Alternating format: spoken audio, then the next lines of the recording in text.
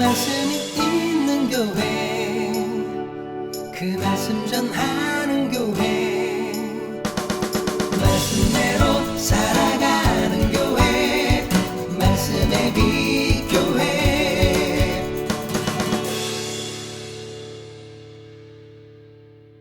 감사합니다. 오늘은 거짓 없는 믿음이라는 제목으로 함께 말씀을 나눠보고자 합니다. 디모데후서는 바울 서신 중에 한 권입니다. 바울이 쓴 편지죠. 거의 대부분의 편지들이 교회를 향해서 썼는데 빌레몬서가 조금 독특하기도 하죠. 바울 서신을 흔히 보통 13권, 신약 성경에 수록되어 있는, 기록되어 있는 바울 서신을 13권 정도로 인정합니다. 그런데 가톨릭에서는 히브리서까지 포함해서 14권을 바울 서신으로 보는데요. 우리 개신교에서는 히브리서는 바울이 쓴 편지라고 되어 있지만 바울이 직접 썼다기보다는 후에 누군가가 바울의 이름을 인용해서 쓴 편지로 보는 게 조금 더 많은 학자들의 의견입니다. 그래서 뭐 13권이 바울 서신이든 14권이 바울 서신이든 어찌됐든 바울이 교회를 위해서, 복음을 위해서 교회에 보낸 편지들이 오늘 우리가 보는 신약 성경에 포함되어 있다라고 보시면 될 것 같습니다. 이런 바울 서신은 크게 또 세 종류로 구분해 볼 수 있는데, 일반 서신, 그냥 보통 서신, 그리고 또 하나가 옥중 서신이에요. 감옥에 갇혔을 때 기록했던 편지들, 빌립보서, 에베소서, 골로새서 이런 편지들이 대표적이고, 그러니까 일반 서신, 옥중 서신, 또 하나가 목회 서신입니다. 앞서도 말씀을 드렸지만 거의 대부분의 편지들이 교회에 어느 교회에 이렇게 썼는데, 그 중에서도 특히 디모데 전서, 디모데 후서, 디도서는 교회에 보낸 편지기도 하지만 본인의 제자들에게 목회적인 관점에서 기록한 편지예요. 너는, 사랑하는 내 제자인 너는 그 교회에서 이렇게 목회를 하기를 권면한다 라는 내용을 담고 있어요. 그러니까 바울이 디모데와 디도에게 편지하면서 주로 그 내용을 중심으로 기록하고 있는 편지가 바로 디모데 전서, 디모데 후서, 디도서. 그래서 이 세 권을 목회서신이라고 분류를 합니다. 일반적으로 큰 의미는 없겠지만 그렇게 구분이 된다라는 사실을 알고 계시면 좋을 것 같고요. 바울이 이 편지들을 언제 기록했냐면 기원 후죠. AD 65년에서 66년경 에베소 감옥에 갇혀 있을 때 디모데 전서와 디도서를 기록했고요. 그리고 67년경에 로마 감옥에 두 번째 갇혔을 때 디모데 후서를 기록한 걸로 봅니다. 65년과 66년경에 디모데 전서와 디도서를 쓰고 67년경에 디모데 후서를 쓰고 68년에 순교를 당해요. 그러니까 디모데 후서가 바울이 쓴 13권의 편지 중에 맨 마지막에 기록한 편지로 보고 있어요. 그러니까 이 편지를 디모데에게 쓰고 얼마 안 있어서 순교를 당해요. 이 편지가 갖는 의미가 뭘까요? 죽음을 사도 바울은 느꼈어요. 본인이 이제 곧 죽게 될 거라는 사실을 느꼈던 것 같아요. 알고 있었던 것 같아요. 그걸 알고 있는 바울이 곧 자신에게 다가올 죽음을 앞두고 디모데에게 편지를 쓴 게 바로 이 디모데후서예요. 가장 마지막에 쓴 편지. 어떤 내용일까요? 어떻게 보면 거의 유서와도 같은 편지라고 할 수 있을 것 같아요. 장차 이제 달려온 길을 마무리할 때가 다 되어옴을 알고 디모데에게 편지를 쓰는 바울의 심정이 뭐예요? 거의 유언하는 듯한 심정이에요. 그래서 마지막으로 디모데에게 이러이러한 내용을 전달하는, 그리고 자신이 달려왔던 목회의 그 중차대한 복음을 전하는 일을 누구에게 맡기는 거예요? 디모데에게 맡기려고 하는 그런 내용을 담고 있는 편지예요. 바울이 그동안 예수님을 믿던 자들을 핍박하던 바울이 예수님을 만나고 다메섹 도상에서 예수님을 만나고 예수님을 믿은 후부터 가장 중요하게 여겼던 게 바로 복음이잖아요. 매를 맞고 돌을 맞고 파선하고 수많은 채찍에 맞고 수많은 고초를 겪으면서도 바울이 절대적으로 지키려고 했던 게 바로 이 복음이에요. 그 복음, 그러니까 자신의 생명조차도 아끼지 않았던 이 복음, 자신이 죽기 직전 얼마 놔두고 마지막 유언처럼 전하려고 했던 게 뭐냐면 바로 이 복음을 네가 그동안 내게 배웠던 그대로 전해줬으면 좋겠다 라는 내용을 담고 있는 게 바로 이 디모데후서입니다. 바울은 자신이 그동안 감당해온 복음을 하나님의 뜻에 따른 생명의 계획이라고 확신했습니다. 자, 디모데후서 오늘 본문은 아니지만 1장 9절에서 11절 말씀입니다. 하나님이 우리를 구원하사 거룩하신 소명으로 부르심은 우리의 행위대로 하심이 아니요 오직 자기의 뜻과 영원 전부터 그리스도 예수 안에서 우리에게 주신 은혜대로 하심이라. 이제는 우리 구주 그리스도 예수의 나타나심으로 말미암아 나타났으니 그는 사망을 패하시고 복음으로써 생명과 썩지 아니할 것을 드러내신지라.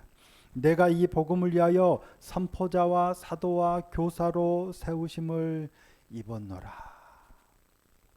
내가 내 뜻대로 한 게 아니란 얘기죠. 하나님의 택하심을 따라서 거룩하신 소명의 부르심을 따라서 하나님이 이 직분을 맡겨주셨는데 뭐로? 복음을 위하여 선포자와 사도와 교사로 하나님이 지금껏 나를 사용하셨다는 거예요.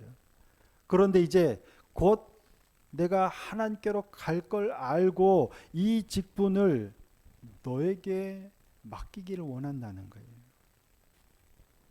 바울이 순교를 앞두고 가장 중요하게 생각하는 건 바로 이 복음을 전하는, 복음이 전해지는 일이에요. 이게 자신의 소명이었고 자신이 자신의 후대에게, 다음 세대에게 반드시 전달해 줘야 될 게 바로 이거였어요.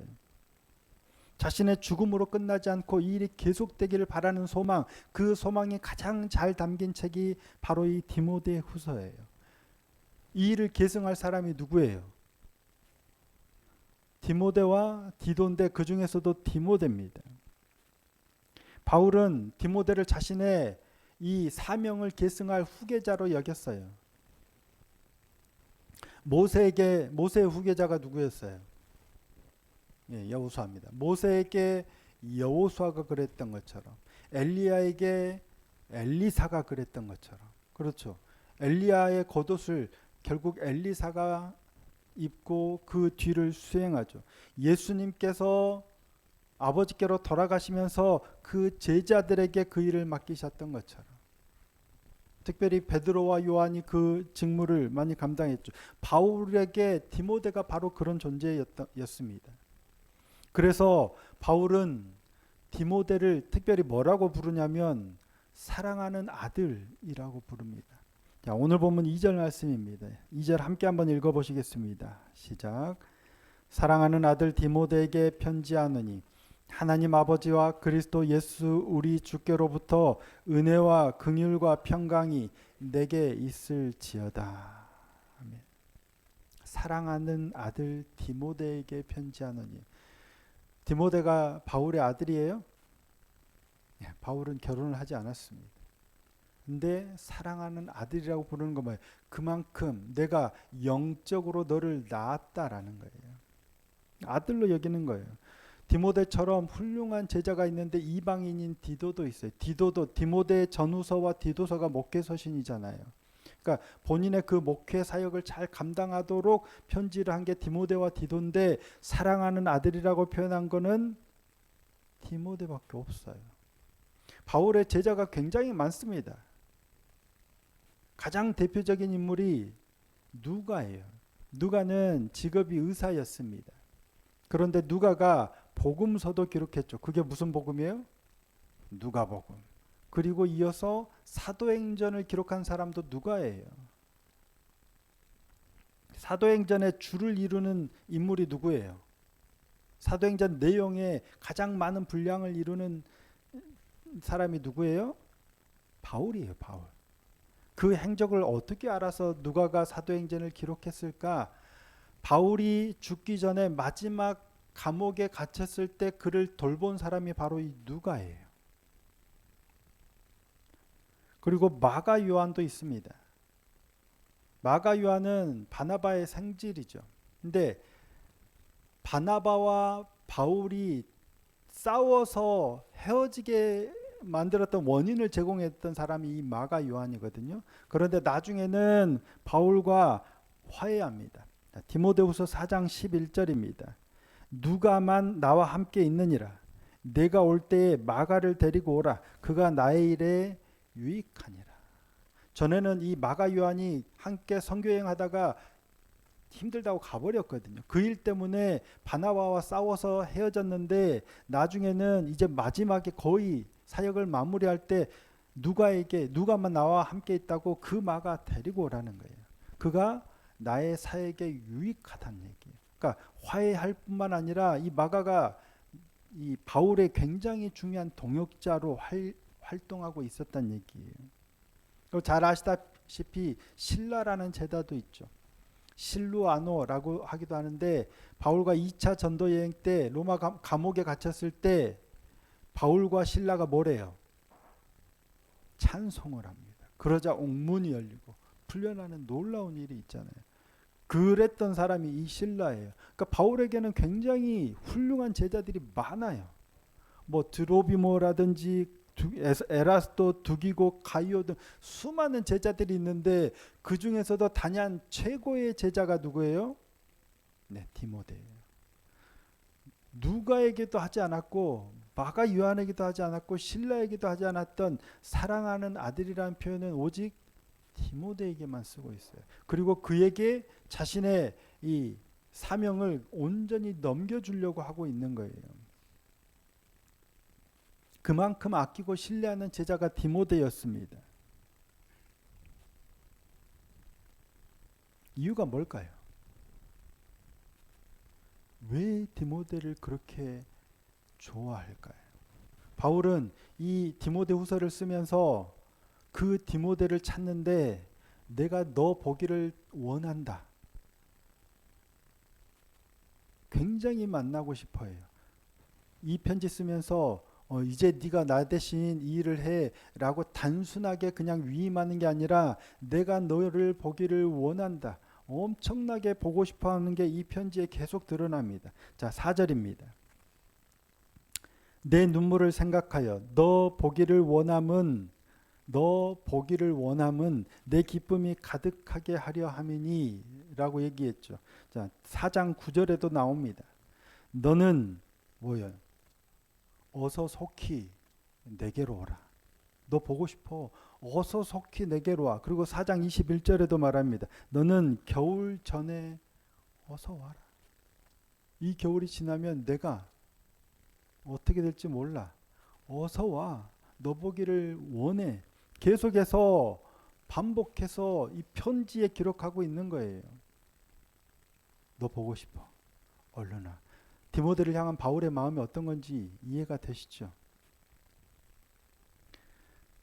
사역의 계승자로서 영적 아들로서 디모데를 불러서 이 중차대한 일을 맡기고 싶어요.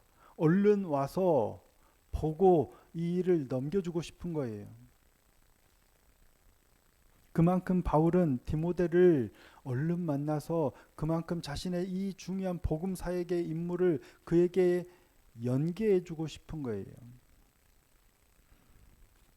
물려주고 당부하고 또 이어받게 하고 싶은 간절함이 묻어나는 편지가 바로 이 디모데 후서인데 이유가 뭘까요? 바울이 그토록 디모데를 신뢰하고 원하고 좋아하는 이유, 바로 그의 안에 있는 거짓 없는 믿음 때문입니다. 자, 오늘 본문 5절 함께 한번 읽겠습니다. 5절입니다. 시작. 이는 내 속에 거짓이 없는 믿음이 있음을 생각함이라. 이 믿음은 먼저 내 외조모 로이스와 내 어머니 유니게 속에 있더니 내 속에도 있는 줄을 확신하노라. 내 속에 거짓이 없는 믿음이 있음을 생각하는 거예요. 네 외할머니, 네 어머니 유니게 그리고 네 속에도 이 거짓 없는 믿음이 있음을 확신해요. 그러니까 바울이 디모데를 이렇게 좋아하는 이유가 그거예요.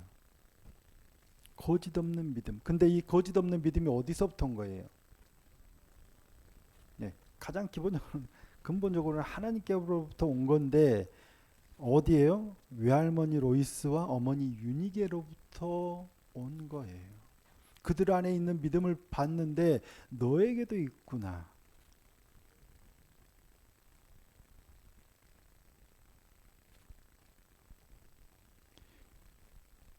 누군가가 나와 비슷한 사람을 만나면 얘기를 하다 보면 느껴지잖아요. 나와 시선이 같고 나와 방향이 같고 나와 가치가 같은 사람을 만나면 되게 평안해요. 좋아요. 그런데 정말 좋은 사람을 만났는데 훌륭한 사람을 만났는데 나와 가치관이 달라요. 방향이 시선이 달라요. 그러면 엄청 힘들어져요. 남들은 다 좋은 사람, 훌륭한 사람이다라고 막 얘기하고 친해지려고 할지 모르는데 별로 관심이 없어요. 그런데 나와 같은 가치를 가진 사람을 만나면 나도 모르게 끌려요. 복음에 있어서 이거는 절대적입니다. 누군가가 막 내가 복음을 가르쳐서 이런 차원이 아니고 나와 같은 믿음을 가진 사람을 만나면 그냥 끌려요. 누가 그랬어요? 네, 디모데와 바울이 그랬어요. 가장 대표적인 인물이 저는 요나단과 다윗이라고 생각해요. 다윗이 골리앗을 맞으러 가죠. 골리앗과 싸우러 가죠. 그리고 골리앗을 물리치고 돌아왔을 때 그를 가장 반겨준 사람이 누구예요? 네, 요나단입니다. 사울 왕도 좋아하고 뭐 군대 장관도 좋아하고 아브넬도 좋아하고 하지만 다윗을 딱 보는 순간 여인을 사랑하는 것보다 더 사랑했던 사람들이 다윗과 요나단이잖아요. 이유가 뭘까요? 자기와 같은 시선을 가졌다는 걸 알았기 때문이에요. 자, 사무엘상 14장 6절입니다. 요나단이 자기의 무기를 든 소년에게 이르되 우리가 이 할례 받지 않은 자들에게로 건너가자. 여호와께서 우리를 위하여 일하실까 하노라. 여호와의 구원은 사람이 많고 적음에 달리지 아니하였느니라. 지금 블레셋이 이스라엘을 거의 다스리는 이 상황이에요. 이스라엘이 힘을 쓰지 못할 때예요. 더구나 블레셋이 이스라엘 땅 안에 진지를 구축하고 이스라엘이 꼼짝도 못하는 시기인데 요나단이 자기 무기를 든 자 딱 2명하고 싸우러 나가면서 했단 말이에요. 여호와의 구원은 사람의 많고 적음에 달린 게 아니란 얘기예요. 하나님께 달렸단 얘기예요. 근데 이 생각을 누가 가지고 있어요? 똑같은 생각을 다윗이 입으로 표현합니다. 자, 사무엘상 17장 47절입니다. 또 여호와의 구원하심이 칼과 창에 있지 아니함을 이 무리에게 알게 하리라. 전쟁은 여호와께 속한 것인즉 그가 너희를 우리 손에 넘기시리라. 다윗이 골리앗을 향해서 나가서 이 말을 할 때 요나단이 그걸 보고 사울 왕의 아들이었던 굉장한 장수였던 요나단이 그걸 보고 전에 일전에 블레셋을 물리쳤던 요나단이 얼마나 전율이 왔을까요? 자신보다 훨씬 어린 다윗인데 그 안에 거짓 없는 믿음이 보지 않았습니까? 다윗에게 있는 그 믿음을 보고 요나단은 아마 감동한, 그러니까 자기 군복도 벗어주고 활도 주고 칼도 주고 자기가 가진 거 다 내어주는 게 바로 그런 데서 비롯되잖아요. 감동하니까, 나와 같은 시선을 가지니까.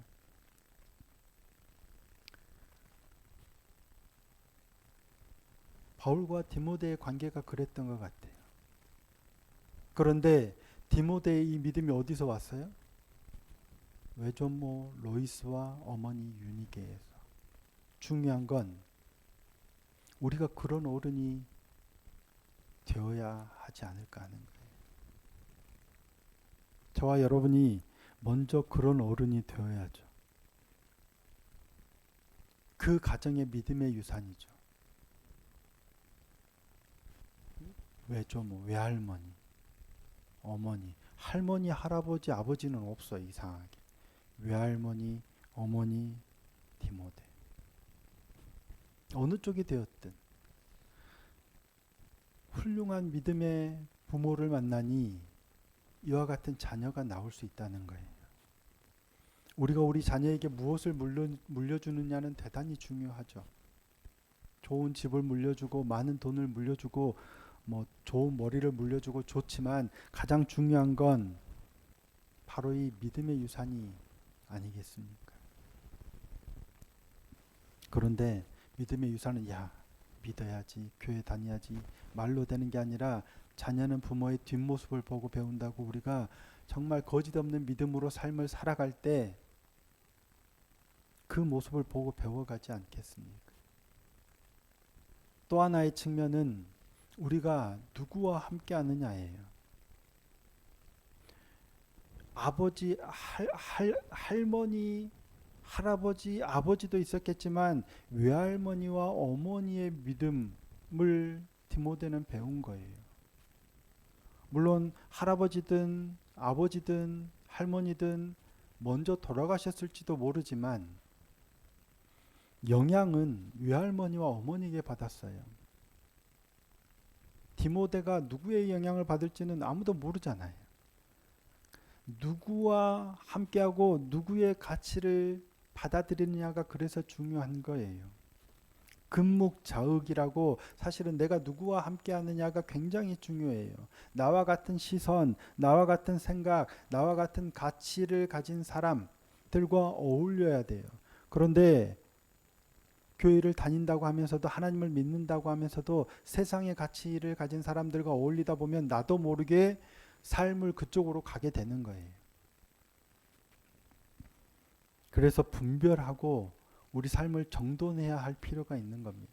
내가 어떤 가치와 믿음을 가진 사람이 되어야 하느냐도 중요하고 또 하나는 내가 어떤 가치를 가진 사람들과 가까이 할 건지도 결정하고 정리해야 된다는 얘기예요.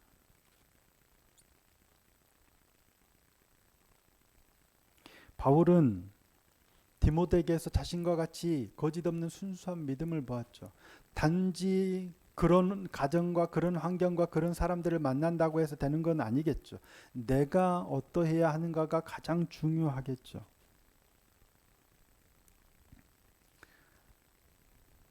다윗과 요나단처럼 바울과 디모데처럼 우리가 그런 거짓없는 믿음을 가진 사람들이 되었으면 좋겠습니다. 우리는 잘 모르죠. 저는 이게 옳다라고 생각하고 이렇게 분별해서 이게 옳다라고 생각하고 말씀을 드리고 함께 우리가 이 길을 가지면 사실은 우리가 옳은지 저들이 옳은지는 모르죠. 그래서 우리가 분별이 필요하고 은혜가 필요하겠죠. 그래서 더 말씀 앞에서 우리가 어떤 만남인지, 어떤 모습인지, 어떤 가치를 걸어가고 있는지를 늘 분별하면서 걸어가야 할 필요가 있는 겁니다. 초록은 동색이라고 같은 생각을 가진 사람에게 끌리게 마련이듯 나도 모르게 함께 있는 사람들에게 끌리다 보면 이게 옳은가 보다 하고 그냥 갈 수도 있어요. 그게 옳은 방향이면 정말 다행이지만 전혀 아닌 방향에 서로 끌려서 가고 있으면서 이게 옳은 방향이다 라고 하면 안 되는 거잖아요. 그래서 더 하나님 앞에 은혜를 구하면서 말씀을 통해서 분별해 나가야 되는 거예요. 우리의 걸음이 맞는 건지 바른 건지 하나님 앞에서 거짓 없는 믿음인지를 늘 물으며 점검해 가야 한다라는 거죠.